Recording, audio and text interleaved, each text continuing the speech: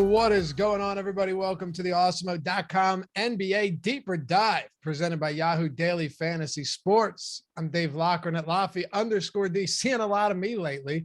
Got our boy Eric Lindquist going, tying the knot. Josh Ingleman off. So, what'd you say? He's in Tampa? Well, I'm with Adam Scher, of course. It's Ship My Money DFS. Tampa? Yeah, I think Tampa. It's Tampa. Okay, well, have fun, Josh. But we got 11 games to talk about. We're going to break it all down. Adam and I already tackled some of it on the strategy show this morning, but we've had some developments since that happened. A little more time to break things down. Adam wrote the deeper dive, which is free, or the deep dive. God, I can't get that right. And you should read it every single day right on the landing page, homepage over at Awesemo.com. You'll never have to pay for it. Best article you're going to find out there. But what's cracking, bro? Nice 11 gamer. Anything, man, anything to just get sports that aren't that Ravens game last night. Like I'm just so ready for the slate to lock so that something else is going on. We talked about, like, the Robert Hunt play was by far the best play in the game, and it didn't even count. Yeah, it was a brutal game, but like terrible DFS game too. Just I need another slate to start. Yeah, well, we got it, and we're happy to have you guys with us. As always, hit that thumbs up if you haven't done so yet. Hit us, shoot up, sub over 100. We're at 61? Only takes a second. We got almost 500 people watching. Appreciate you in advance. I know we'll pull some numbers today because we got the best community out there, hands down. And subscribe to the channel too. You haven't done that yet. We're up over 65,400 now. So we've added a decent amount today. On our way to 70K. So much appreciated to all of you. And if you want to join, hit that join down below, get the emoji, custom emojis, the badges, the shout outs, and we'll always prioritize your questions because you're part of the team. All right. So yeah, let's try and wash the stench off of us from last night. The weird thing is I actually didn't have a bad night for Thursday night football because I went with some weird captains in a lot of them. I didn't have a ton of Lamar captain because our top plays tool showed him as like massive top play probability, but the optimal captain probability wasn't that high and was actually lower than a couple other players. So I went with some weird ones like Bateman and Mark Andrews that fortunately paid off, but and I had Durham Smythe over 11.5 receiving yards. So that worked out. Yeah. I did not do that. I think I had like 80% Lamar captain. I think I played like 11K on the slate. I think I got back like 1K or something. So it just all around sucked. Yeah, you've been crushing the basketball world, though, coming off a 40K win the other day. So, you know, it could be worse, right? Yeah, it could definitely be worse. You give some of it back last night, though? Yeah, gave a bit back last night. All right, well, let's get some that you gave back to you. Kick it off with the New York Knicks. Oh, and one thing I want to point out to you guys is Adam and I talked about this before the show, and we're like, okay, so we got 11 games. How do we do this to where we're making sure that we're getting through all these games, you know, but with some brevity, but also making sure that we're hitting on the most important games and spending a good amount of time on them, particularly because you have some of the late games that we're going to get to later in the show, like that Chicago game without Vucevic. We'll talk about Cleveland, spend some time there. So if there are games that we don't spend a lot of time on, it's for the sake of being able to get you guys the best information for the games that we think matter most. And if you have questions about ones you think we missed or didn't spend enough time on, hit us up in chat. If you're a premium member, hit us up in Discord, and I'll try and circle back to that. Preferably, though, right after. Don't hit me with like a 7 p.m. question or 7 p.m. game once we're on the 10 p.m. games because that just gets messy. So, all right, let's make it happen. We've got first New York Knicks laying 1.5 on the road against the Charlotte Hornets, 222.5 total, which is the second highest on the slate.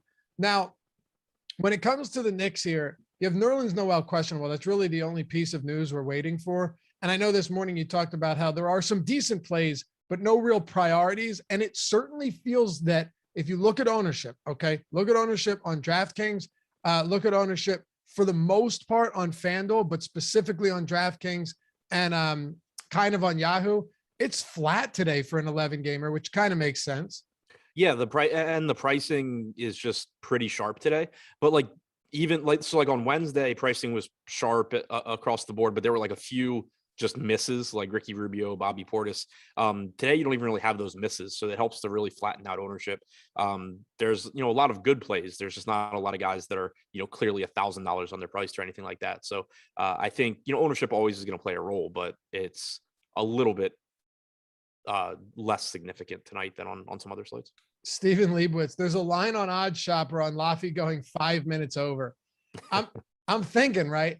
If there was a line, right, on you and me on an 11-game slate going over the allotted time, what do you think the line would be set on the over?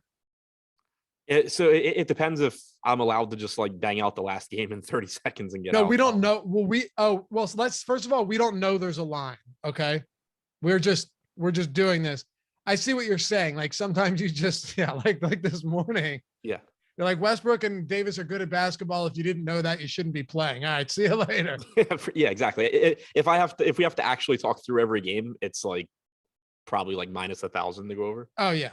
Yeah. It's gotta be right. But if we can cut things real close, like, and just go, all right, I like this guy, and this guy, stick around. Live Before Locks coming up next. Right. Probably only like minus 200, but the over would still be juiced for sure. Okay. So on the topic of the Knicks, then, now that we've kind of set this up, what are you thinking with like guys in terms of Randall and Barrett and the like? So I think this is a really interesting spot because it's a phenomenal matchup against Charlotte. The Hornets are one of the fastest teams in the league. They're third in pace. They haven't defended well. They're 28th in defensive rating. The reason I think it's so interesting in tournaments is that none of the pricing on the Knicks is particularly favorable. None of these guys really stand out. So you're not getting much ownership going there at all. On DraftKings, RJ Barrett leading the way at 5%, Randall's at 5%, Mitchell Robinson at 3%. But I think all of these guys have really high ceilings, even though their median projections aren't great because of this matchup. 10-2 for Randall, certainly expensive, but I think it's a really good spot for him. Barrett is fine. I think the point guard position between Kemba and Rose, obviously it's kind of a guessing game which one is going to be the better play any given night, but either they're both cheap. They both offer upside at virtually no ownership. There's a lot of 4K ish centers that have upside. Mitchell Robinson certainly one of them. So this is just a team where I don't think I end up really jamming in like any one player, but I just think I have a lot of lineups that have like a Knick player in there because from a ceiling standpoint, the pricing is pretty favorable. It's just from a medium projection standpoint that guys don't really stand out. On the other side, then, with the Charlotte Hornets, LaMelo is not exactly cheap on a slate like this. I was just pulling up really just aggregate ownership on this team, and you have DraftKings nobody above 8% projected ownership on the Charlotte Hornets right now. On the on Yahoo, you've got pretty similar. There's not a lot that you're going to have from any of these spots where Charlotte's just getting a ton of love. Is that how you feel, or do you think maybe there is a spot that we can exploit here? That's pretty much how I feel as well. I do once again have interest in Kelly Oubre at 4,400. Came through in a big way last game with like 51 DraftKings points. That probably never happens again, but he's only 4,400. You once again saw Ish Smith not in the rotation, which opens up more minutes for Oubre if he's playing well. His usage rate is higher in games Terry Rozier's played because he comes off the bench. So, and he's still getting no ownership. So I'm still interested in the $4,400 Oubre in tournaments. I think that any of Rozier, Bridges, Ball are certainly fine, just given the amount of upside they have. Bridges probably going to play around 36 minutes. Rozier and Ball probably 33 or 34. But this is just another team where I don't think they really stand out from a median standpoint. The pricing I don't think is quite as favorable as it is on some of the guys on the Knicks from an upside standpoint either. Some of these are great. Well, over under on Laffy saying YouTube overlords. Over under on Adam misses what Laffy says because he isn't paying attention. Over under on how many times one of you says you were checking chat. That's correlated to the one before. For sure. Oh, it always is. But if you do the checking chat one, I think at least one, we say it at least once on the show. Yeah, it's for me, it's always one. It's I wasn't listening because I was checking chat, which sometimes I just wasn't listening and I use the excuse. But yeah, ever since you started bringing up chat like a few months ago. Yeah. I do the same. Hey, these guys should want us to be looking at chat, right? Answering questions and engaging. I think they do. All right. And then, yeah, Gordon Hayward on Fanduel is at like 17%. He's 6,100. It's fine, right? I wasn't listening. I was reading chat. Wait, hold on. Tell me that was intentional. No, it wasn't. I didn't realize you were starting That's talking. too good. Were you reading chat? Yeah. I said Gordon Hayward at 61 on Fanduel's fine, right? He's getting around 17%. Yeah, it's fine. Like I don't love him. The usage rate is down a bit this year. He hasn't produced at a really high level, but 0.87 Fanduel points per minute, probably playing 35 to 37 minutes if this game's competitive. That's a pretty fair price tag, I think. Dude, that over just cashed in 30 seconds. Yeah, that did not take long. Where are you at on Milwaukee? Giannis is probable. Chris Middleton and Brook Lopez remain out for this one. 213.5 total. On the other side, you've got no Jaylen Brown either. The biggest thing and what we discussed a lot this morning was there are so many high-priced players, from Giannis to Jokic in his return from a one-game suspension, Steph Curry against the Bulls, Russell Westbrook with no LeBron, Kevin Durant, Luka Doncic, and that's just naming the guys above $11,000 right now.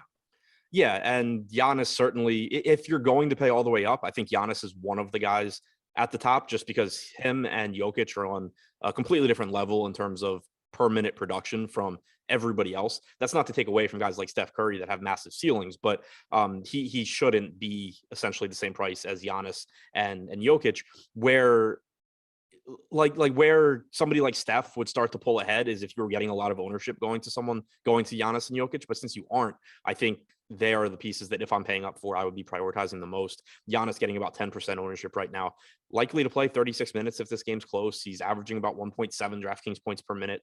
Not a great matchup at Boston, but still just a really, really good player. So good play, but I think just more of a luxury for me, given all of the mid-range options on this slate. Tyler, we need to see if we can get the guys behind the scenes to post like show odds for show props on Odd Shopper. Get on that. That would be amazing. That would be truly fantastic, because we could set some phenomenal odds. Yeah, we got it. We got to do that. I don't know how we would, because I know we're just pulling from other books, but we'll figure it out. Do you think Drew Holiday and some of the other options for Milwaukee are viable today? I mean, Bobby Portis was super chalky the other night against Philadelphia. They had that second of a back-to-back. He went from 35 to 24 minutes. His price point is up considerably now, though. Is anybody going to stand out to you, or are these prices starting to balance themselves out now that a bunch of these players have already been sidelined long enough to make that work or make that happen?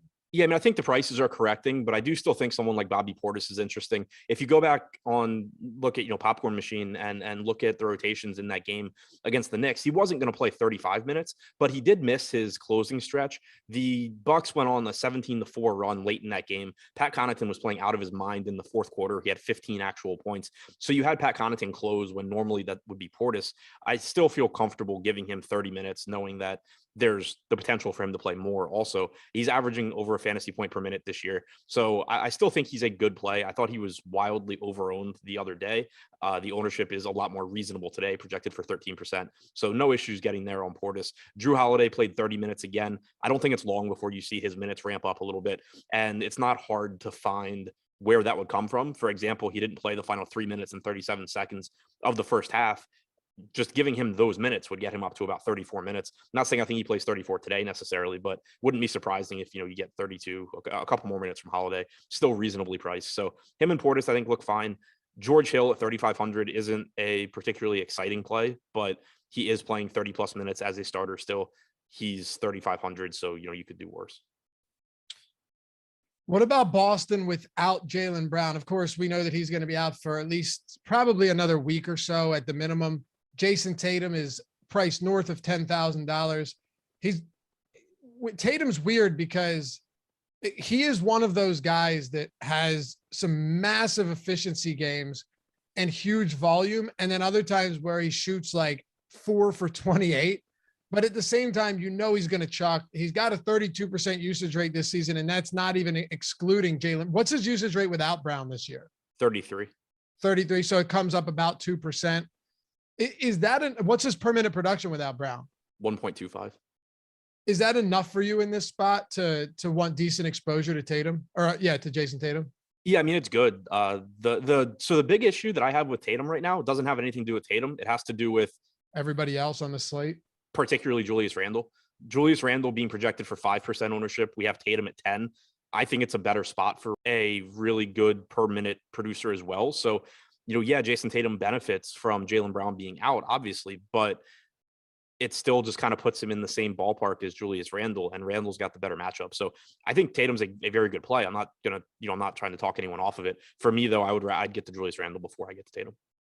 Is there anyone on Boston that stands out to you particularly? Any priorities from this game? I think Schroeder stands out. He's only 6,200 on DraftKings. He started 3 games now with Brown out. He's averaging, it's in the deep dive. I don't remember the number. I think it's like 35 minutes per game. He's 35.4 minutes per game, 0.88 DraftKings points per minute, has like a 28% usage rate, 23% assist percentage. So he disappointed last game, but the minutes were still there. I think that's a reasonable price tag for him. Marcus Smart is only 5,100. He's not been a very good fantasy producer this year, but he's still likely to play 35 or 36 minutes. I think that makes him a reasonable value with some upside. And then one other piece to mention, not that you're going to have a ton of confidence in him, but actually the highest owned guy on the Celtics, Josh Richardson at 3,300. He's played 30 and I think 32 minutes in his last 2 games. You've seen him in the closing lineup without Jaylen Brown. He's not a great fantasy producer. He's only averaged 0.69 DraftKings points per minute this season. But anytime you can expect 30 minutes from a guy at close to minimum salary, he's a decent play.